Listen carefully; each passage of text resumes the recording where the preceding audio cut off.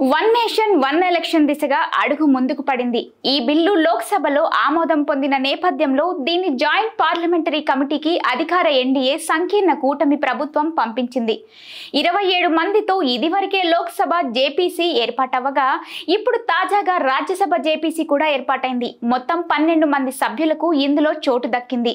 రాజ్యసభ సభ్యులు Ghanshyam Tiwari BJP, Bhubaneswar Kalita BJP, Telangana నుంచి doctor K Laxman BJP, Kavita Patidar BJP, Sanjay Kumar Jha Janata Dal ఇందులో ఉన్నారు. ప్రతిపక్షాల కూటమి నుంచి రణదీప్ సింగే సుర్జేవాలా కాంగ్రెస్, ముకుల్ బాలకృష్ణ వాస్నిక్ కాంగ్రెస్, సాకేత్ గోఖలే తృణమూల్ కాంగ్రెస్, పి విల్సన్ డిఎంకే, సంజయ్ సింగ్ ఆమ్ ఆద్మీ పార్టీలకు చోటు దక్కింది.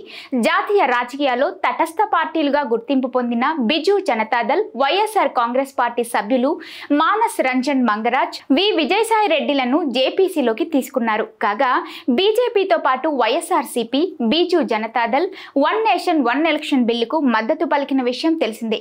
లోక్సభలో ఓటింగ్ సందర్భంగా ఈ రెండు పార్టీలు కూడా అనుకూలంగా ఓటు వేశాయి. కాంగ్రెస్ తో సహా ఆ పార్టీ నాయకత్వాన్ని వహిస్తున్న ఇండియా బ్లాక్ దీన్ని గట్టిగా వ్యతిరేకిస్తూ వస్తుంది.